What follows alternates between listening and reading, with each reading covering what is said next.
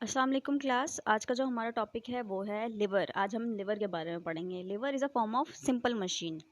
Simple machine, wedges, inclined plane and kind of lever आज ये पढ़ेंगे। वेड्स, इंक्लाइंड प्लेन क्या हैं? शेप्स होती हैं।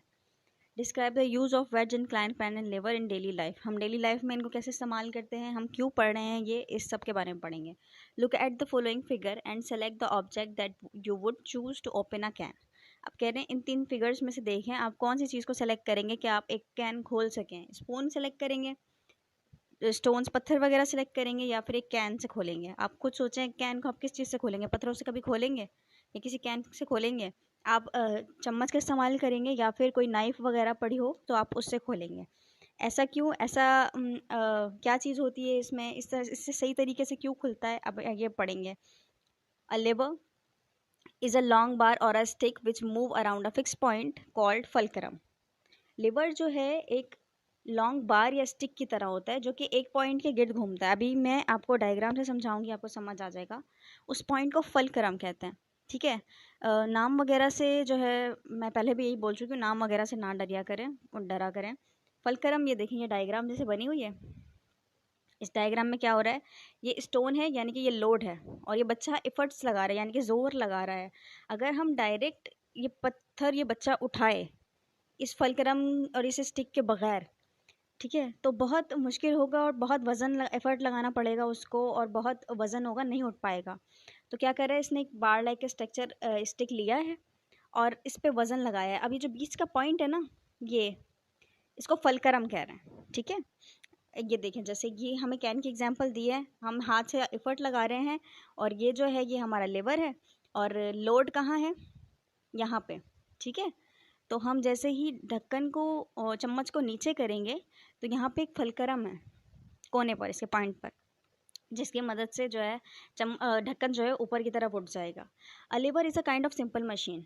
Simple machine work our make our work easy by reducing the amount of effort. कह रहे हैं कि सिंपल मशीन जो है हमारा काम को आसान कर देती है।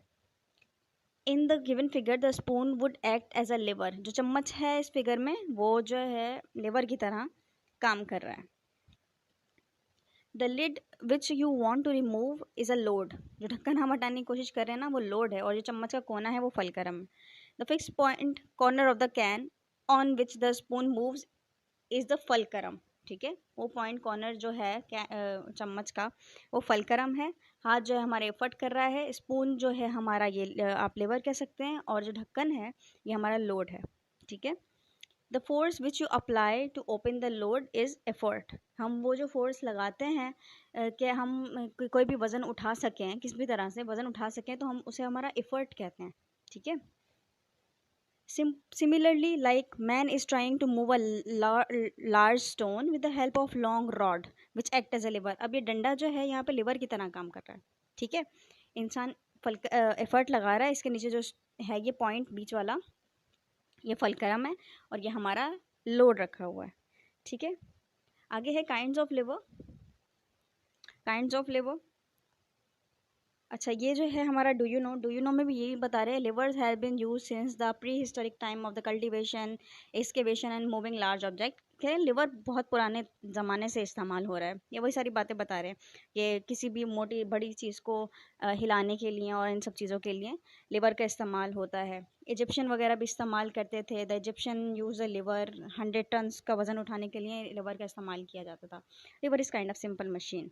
काइंड क्या है लिवर के? According to the position of effort, a fulcrum and load, liver is divided into 3 kinds. ठीक। अब कह रहे हैं कि एफर्ट, फलक्रम और लोड के बिना पर लिवर तीन किस्म में तकसीम होता है। बहुत इजी है, इसमें सिंपल मशीन पढ़ने कोई भी मुश्किल नहीं है। तीन, बस लिवर, एफर्ट और फलक्रम अलग अलग जगह पे लग रहे होंगे और बस हमारा काइंड्स चेंज होते जाएंगे। First kind of lever, in the first kind of lever the fulcrum is between the effort and load. ठीक है। अब जो है ये पहली किस्म है लिवर की। इसमें क्या हो रहा है, फलक्रम देखें बीच में है, किसके? लोड के और एफर्ट्स के। अब देखें, जो बच्चा ऊपर है वो लोड है, और ये जो नीचे से लगा रहा है ये एफर्ट है। ठीक है। ये एफर्ट लगाएगा तो ये ऊपर चला जाएगा, ये लोड नीचे आ जाएगा, और फिर ये लोड बन जाएगा, ये एफर्ट बन जाएगा। ठीक है। तो जिस काइंड में फलक्रम बीच में हो वो फर्स्ट काइंड ऑफ लिवर है। आगे सेकेंड काइंड ऑफ लिवर क्या है? In this second kind of lever the load is between the effort and fulcrum. जो लोड है वो एफर्ट और फलकरम के बीच में है। ये एफर्ट लगा रहे हैं, एफर्ट माने कि जोर लगा रहे हैं, ताकत लगा रहे हैं। लोड बीच में है और ये कोने में फलकरम है, जिसकी मदद से जो है ये मूव कर रहा है। ठीक है, हमारी क्या कहेंगे इसको, ट्रॉली, व्हील बैरो जो है मूव कर रही है। Third kind of lever, in this kind of lever the effort is between the load and fulcrum. ये लोड है, ये फलकरम है। मतलब ये हमारी बाजू की एग्जांपल दी गई है। हमारा हाथ लोड है और हमारा जो एल्बो है वो फलकरम है, और ये जो लग रहा है बीच में एफर्ट है। जोर लगा के हम कोई चीज़ उठाते हैं ना, तो हमारा जो हाथ हो जाता है वो लोड उठा रहा होता है, तो वो लोड के एरिया में आएगा। जो हमारा फलकरम है वो सारा चीज़ों को संभाल रहा होता है, मेन पॉइंट है। और जो हमारे बीच में हाथ के लग रही होती है जोर, वो एफर्ट है। ठीक है, एक्टिविटीज़ स्किप करेंगे क्योंकि इसमें ये आपसे क्या करते हैं, चीज़ें मंगवाते हैं, बॉटल का कैप ले लें, पेयर ले लें, किस पता नहीं किस चीज़ का सीज़र ले लें, और ये सारी चीज़ें तो ये आपके क्लास टीचर ही करवा सकते हैं अगर करवाना चाहें एक्टिविटीज़ तो। लिवर अराउंड अस, हमारे इर्द गिर्द बहुत सारे लिवर के फॉर्म मौजूद हैं जो हम डेली लाइफ में यूज़ करते हैं। Lever make our life easier. Lever जैसी चीज़ें हमारी ज़िंदगी को आसान बनाती हैं। In your home you may find different kind of lever. हमारे घर में अलग अलग तरीके के लिवर होते हैं। नट क्रैकर देख रहे हैं आप, ये किस तरह काम कर रहा है, यहाँ से एफर्ट लगाने पड़ रहे हैं, ये फलकरम है। अब ये हर चीज़ में बार बार नहीं समझाऊंगी मैं, और ये यहाँ पे वजन जोर देना पड़ रहा है। ठीक है, अब ये मुझे बताएं कमेंट करके ये कौन सा काइंड ऑफ लिवर है, सही है, जिसमें फलकरम आखिर में आता है और एफर्ट और बीच में लोड आता है। तो ये बैट बॉल भी, पेयर ऑफ सीजर्स, कैंची, ये भी देख सकते हैं आप, और ये चमटा टोंग, और ये सीसॉ अभी के एग्जांपल पढ़ के आए हैं, और ये सारे एग्जांपल जो हैं लिवर के हैं। ठीक है, इंक्लाइन प्लान क्या होता है? इंक्लाइन प्लान, ये देखें, इस तरह की शेप को हम इंक्लाइन प्लान कहते हैं। सही है, उम्मीद है शेप समझ आ गई होगी आपको। इस तरह की शेप को इंक्लाइन प्लान कहते हैं। इसमें और कुछ ज़्यादा रॉकेट साइंस नहीं है। This man is rolling a heavy drum on the wooden ramp. ये जो है बंदा एक जो भारी ड्रम है उसको लोड कर रहा है, ठीक है, एक ट्रक पर। Why is he doing it, क्यों कर रहा है? Why is able to move the drum up without the ramp. अब ये इस रैम्प की ज़रूरत क्यों पड़ रही है इसको? ये जो लकड़ी बीच में सहारे के लिए अटकाई हुई है जिसके ऊपर से ये रोल करके जा रहा है, इसकी ज़रूरत क्यों पड़ रही है इसको? A ramp is an example of an incline plane, क्योंकि ये रैम्प जो है इंक्लाइन प्लान का एग्जाम्पल है। इंक्लाइन प्लान का मतलब ये नहीं कि आप बस इसी डायरेक्शन में रखें, इसको आड़ा टेढ़ा भी करके आप रख सकते हैं। An incline plane is a type of simple machine. It is a flat and sloping surface use to move heavy objects up and down over a vertical height. किसी भी ऊंचाई वाली जगह पे चढ़ाने के लिए हम इंक्लाइन प्लान का इस्तेमाल करते हैं। आपको भी पता है कि हम यहाँ से डायरेक्ट उठा के उस पर रखते तो हमारे लिए मुश्किल हो जाता। इंक्लाइन प्लान का इस्तेमाल करके ये रोल को रोल रोल करके ऊपर रख रहा है, ये हमारे लिए बहुत ही आसानी की चीज़ है ये। और इसके अलावा भी काफ़ी सारी चीज़ें जैसे एग्जांपल दी गई हैं। व्हील चेयर को ऊपर लेके जाना हो तो रैंप बनाया हुआ होता है इस डायरेक्शन में। हमारी सीढ़ियाँ भी इस डायरेक्शन में ही बनी हुई होती हैं। लोडिंग अनलोडिंग करना किसी चीज़ को, उसमें भी ये इंक्लाइन प्लान हमारा काम आता है। एरोप्लेन में जब हम सामान वगैरह उतारते हैं एरोप्लेन से और ये सारी चीज़ें, तो या फिर इमरजेंसी एग्जिट लिखा हुआ है यहाँ पे, इंक्लाइन प्लान काम आता है। देखा होगा आपने, अगर एरोप्लेन में जाते हैं तो वहाँ से पूरा जो है एरोप्लेन से अटैच किया हुआ होता है, जिससे चल के जाना होता है हमारा एयरपोर्ट को, और वहाँ से एरोप्लेन के दरवाजे तक। अगर ये इमरजेंसी हो तो ये ऐसा लगा के इंक्लाइन प्लान टाइप का उतारा जाता है। ये व्हील चेयर्स अगर कहीं पे ये एग्जांपल वही वाली लेके जानी हो तो इंक्लाइन प्लान से आराम से चढ़ जाएगा। अगर सीधी सीधी चीज़ें हों और या फिर सीढ़ियाँ बनी हुई हो तो हमारे लिए बहुत मुश्किल होगी, जैसे कि ये सेम एग्जांपल दी हुई है। समझ आ गई होगी आपको। अभी नेक्स्ट टॉपिक है हमारा वेड्ज। वेड्ज क्या है? एक सिंपल सा शेप, ये देख लें, ठीक है, ये जो एक्स की तरह का शेप, कुल्हाड़ी का जैसा शेप होता है। A wedge is a type of simple machine, ये भी एक सिंपल मशीन की फॉर्म है। With two slanting sides ending in a sharp edge, ठीक है, ऐसे दो साइड होते हैं जो कट के एक नुकीला कोना बनाता है, ऐसा शेप, ठीक है, इसे वेज कहते हैं।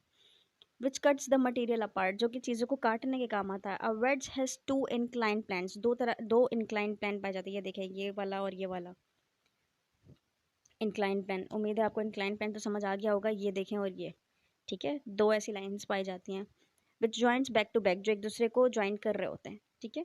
अ wedge is a use to cut things, चीज़ों को काटने के इस्तेमाल आता है। A man in a figure right is cutting the wood with an axe which have a wedge shape blade. अब कह रहे हैं कि ये देखें, एक लकड़ी काट रहा है ये बंदा, इसमें वेट शेप का ब्लेड लगा हुआ है। Wood with an axe which has a wedge shaped blade. He pushes the wood downward with the force and the wedge shaped blade pushes the wood upward. ठीक है, देखें ये कह रहे हैं कि इन्होंने क्या किया है, इन्होंने ज़ोर लगाया, ज़ोर से कुल्हाड़ी को जैसे मारते हैं आपने देखा होगा, तो क्या हुआ है, इन्होंने ज़ोर लगाया है नीचे की तरफ और वेज शेप ऐसे होती है कि उसने पूरी लकड़ी को काट दिया और जो है इसको दो हिस्सों में दो तरफ तोड़ दिया, क्योंकि देखिए नीचे से पतली होती है, ऊपर से थोड़ी चौड़ी हो जाती है ना ये, तो क्या करके दो हिस्सों में लकड़ी को काट भी दिया और उनको साइड पे भी कर दिया, जगह भी बना दी उनके बीच में। He pushed the wood downward with the force and wedge-shaped blade pushes the wood apart और wood को दूर दूर कर दिया। ठीक है, जैसे ही वो शेप अंदर गई लकड़ी के, तो उसने वुड को काट भी दिया और अलग अलग भी कर दिया। अब इसके एग्जांपल में हमें क्या बता रहे हैं, पुश पिन्स। पिन्स, इनकी नोकें देखें बस आप, वेट शेप की बनी हुई है, कील की नोक भी वेट शेप की बनी हुई है, और जो हमारे सारे नाइफ्स वगैरह होते हैं, चाकू होते हैं, किचन नाइफ्स, उन सब में ब्लेड की शेप ये जो बनी हुई आती है आखिर में, ये सारी शेप जो हैं वेज की एग्जांपल हैं। ठीक है, उम्मीद है ये सारी सिंपल जो हैं मशीन्स आपको समझ आ गई होंगी। मैं आपको बार बार हर वीडियो में यही कहती हूँ कि आप लोगों को कुछ समझ नहीं आए तो कमेंट कर दीजिएगा, मैं आपको जिस वीडियो में अगली वीडियो में समझा भी दूंगी और जिस वीडियो में समझाऊंगी उसका लिंक आप तक भेज भी दूंगी, कमेंट में भेज दूंगी आपको आपके रिप्लाई में, क्योंकि मैं आप लोगों के कमेंट पढ़ती हूँ। आगे हम लोग पढ़ेंगे समरी। ठीक है, समरी भी पढ़ेंगे इस चैप्टर की, एक्सरसाइज भी करवाऊंगी, ये पिछले चैप्टर में भी मैंने बोला है। नेक्स्ट चैप्टर देखते हैं क्या है, properties and behaviour of light, very interesting topic. ठीक है, लाइट क्या होती है उसके बारे में हम पढ़ेंगे अगले चैप्टर में। पहले सी समरी होगी और एक्सरसाइज होगी। ठीक है, मुझे कमेंट करा था एक दो स्टूडेंट्स ने कि आप एक्सरसाइज भी करवा दिया करें, क्योंकि मिलती नहीं है शायद उनको कहीं पे, तो एक्सरसाइज भी करवा दूंगी और इससे पिछले चैप्टर की भी मैंने करवाई है। तो वीडियो पसंद आई तो लाइक करें, शेयर करें, सब्सक्राइब करें और अपना ख्याल रखिएगा। अल्लाह हाफिज़।